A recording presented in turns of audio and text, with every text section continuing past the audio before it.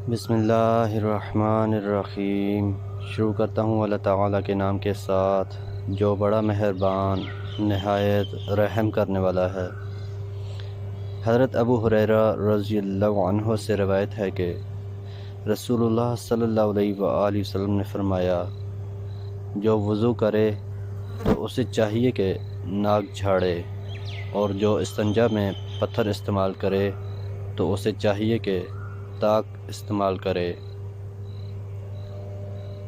حضرت ابو ہریرہ رضی اللہ عنہ سے روایت ہے کہ رسول اللہ صلی اللہ علیہ وآلہ وسلم نے فرمایا، جب تم میں سے کوئی نیند سے جاگ کر وضو کرے تو پانی لے کر 3 مرتبہ ناک جھاڑے، کیونکہ شیطان اس کے پانسے میں رات گزارتا ہے۔ حضرت عبد خیر کہتے ہیں کہ ہم لوگ علی بن ابی طالب رضی اللہ عنہ کے پاس آئے۔ آپ نماز پڑھ چکے تھے مگر آپ نے وضو کا پانی طلب کیا۔ ہم لوگوں نے دل میں یا آپس میں کہا، وہ اسے کیا کریں گے، وہ تو نماز پڑھ چکے ہیں، ایسا کر کے وہ ہمیں صرف سکھانا چاہتے ہوں گے۔ چنانچہ ایک برتن جس میں پانی تھا اور ایک تشت لایا گیا۔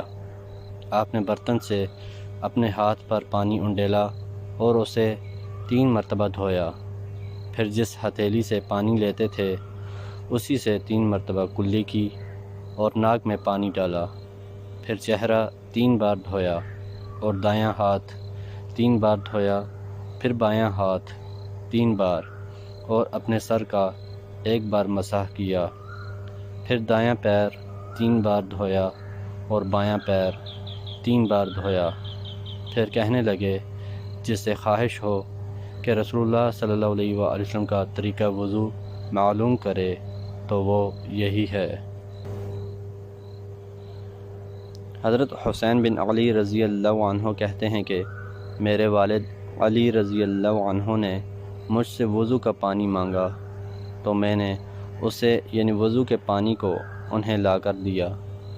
آپ نے وضو کرنا شروع کیا تو اپنی ہتھیلیوں کو اس سے پہلے کہ انہیں اپنے وضو کے پانی میں داخل کریں 3 بار دھویا، پھر 3 بار کلی کی اور 3 بار پانی لے کر ناک جھاڑی، پھر اپنا چہرہ دھویا، پھر دایاں ہاتھ کونہیوں تک دھویا 3 بار دھویا، پھر بایاں ہاتھ بھی اسی طرح دھویا، پھر اپنے سر کا 1 بار مسح کیا، پھر دونوں ٹخنوں تک اپنا دایاں پیر 3 بار دھویا، پھر اسی طرح بایاں پیر دھویا۔ پھر آپ اٹھ کر کھڑے ہو گئے اور کہنے لگے، مجھے برتن دو۔ چنانچہ میں نے وہ برتن بڑھا دیا جس میں ان کے وضو کا بچا ہوا پانی تھا، تو آپ نے وضو کا باقی ماندہ پانی کھڑے ہو کر پیا تو مجھے تعجب ہوا۔ جب آپ نے میری طرف دیکھا تو بولے، تعجب نہ کرو، میں نے تمہارے نانا نبی اکرم صلی اللہ علیہ وآلہ وسلم کو اسی طرح کرتے دیکھا ہے جس طرح تم نے مجھے کرتے دیکھا۔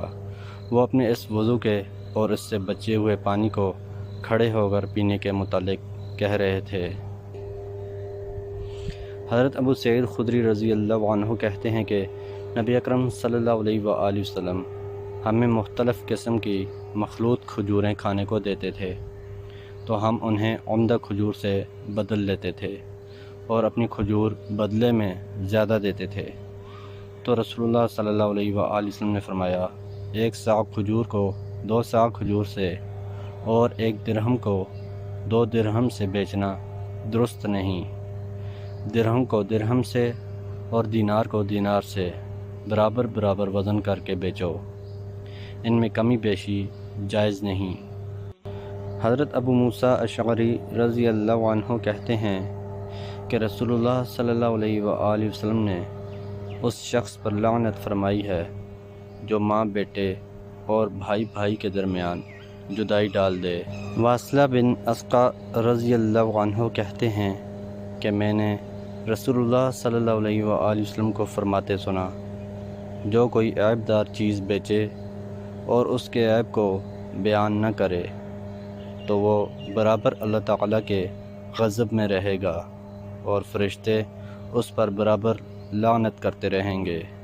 محترم دوستو، اللہ تعالیٰ سے دعا ہے اللہ تعالیٰ ہمیں ان حدیث پر عمل کرنے کی توفیق عطا فرمائیں، اللہ تعالیٰ ہمیں دونوں جہانوں میں کامیابیاں عطا فرمائیں، آمین یا رب العالمین۔